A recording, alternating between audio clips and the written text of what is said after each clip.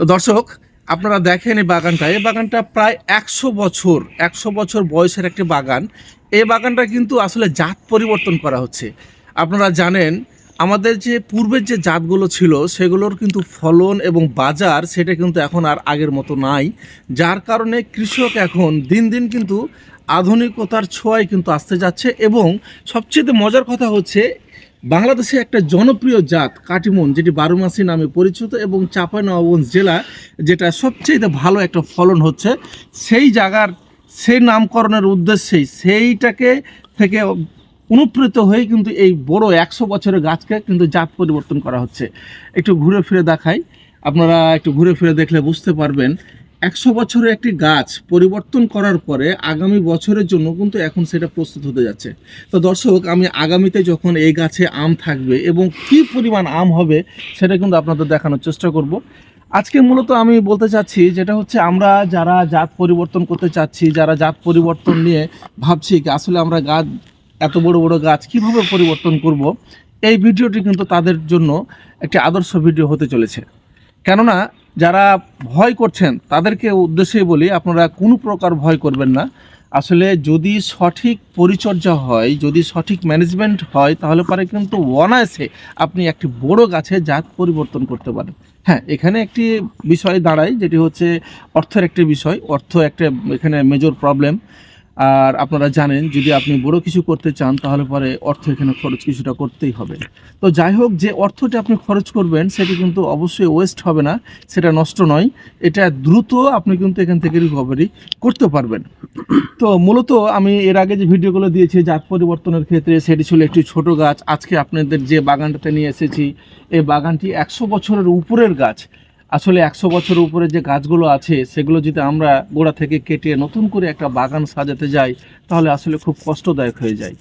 কেননা যে গাছগুলো লাগানো হয়েছিল, যে আশায় লাগানো হয়েছিল, এতদিন ধরে যাকে সন্তানের মতো লালন পালন করা হয়েছে, সেটিকে যদি আমরা নষ্ট করে ফেলি, সত্যি কিন্তু দুঃখজনক। তো দর্শক, আপনারা ইচ্ছা করলে আপনাদের মন মতো যে জাতগুলো করতে চান সেই গাছগুলো কিন্তু জাতগুলো এই গাছে রূপান্তরিত করতে পারবেন। আর আপনাদের আরেকটা জিনিস বলে রাখি, আপনাদের পছন্দ মতো যে কোনো ধরনের সায়ন থেকে শুরু করে চারাও কিন্তু আমরা আপনাদের দিয়ে থাকি। আর এটা আজকের ভিডিওটা করার একটা উদ্দেশ্য হচ্ছে, দেখেন দর্শক, পরিপূর্ণ একটা বয়স্ক একটা বাগানে সাথী ফসল হিসাবে এখানে কি পরিমাণ সবজি চাষ করা হচ্ছে। আমি আপনাদের বেগুন দেখালাম, আসলে শুধু বেগুন নয়, এখানে মিষ্টি কুমড়া আছে, প্রচুর পরিমাণে মিষ্টি কুমড়া হয়ে আছে, প্রচুর পরিমাণে। এটা সাথী ফসল হিসাবে একটা ব্যবহার করা হচ্ছে। এর কয়েকটা লাভ আছে, বেনিফিট আছে। আমি যখন সবজিতে পানি দিব, সার দিব, তখন কিন্তু আমার এই যে গাছগুলো আছে, যে বাগানটি আছে, সেটিও কিন্তু সেটার সাথে পরিচর্যায় চলে আসবে। সেটাতে এক্সট্রা কিন্তু পানি লাগে না। এবং আমি যখন গাছে পেস্টিসাইড দিব, আমি বিষ প্রয়োগ করব, তখনও কিন্তু আপনার এই সবজিতে কিন্তু এক্সট্রাভাবে আর বিষ লাগে না। হ্যাঁ, পরিমাণ একটু বাড়িয়ে দিলেই কিন্তু আমি একসাথে পাচ্ছি। এখানে লাভ হচ্ছে, আমার যে লেবার কস্ট সেটাও কিন্তু আমি এখানে অনেকখানি সাশ্রয় হচ্ছি।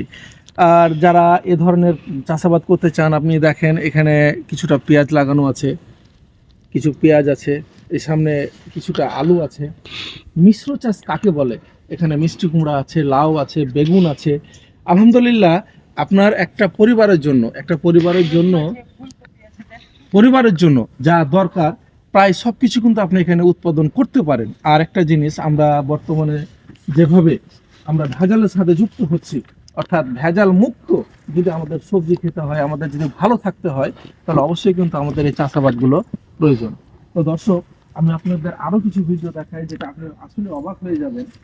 ইচ্ছা করলে মানুষ অনেক কিছুই কিন্তু করতে পারে। কত সুন্দর মিষ্টি কুমড়া!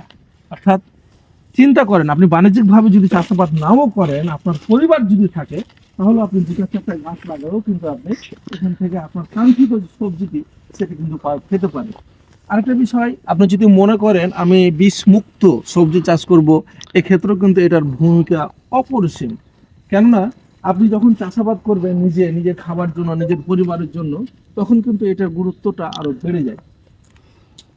এখানে সবচেয়ে ভালো লাগছে আমার, এই যে যিনি কৃষক এখানে আছেন, তার আসলে যে একটা মনের একটা জোর, সেটা কিন্তু আসলে সত্যি অপরিসীম। এখানে টমেটো আছে, সামনে আমরা যদি যাই, এখানে শাক আছে, মূলা আছে, ফুলকপি আছে।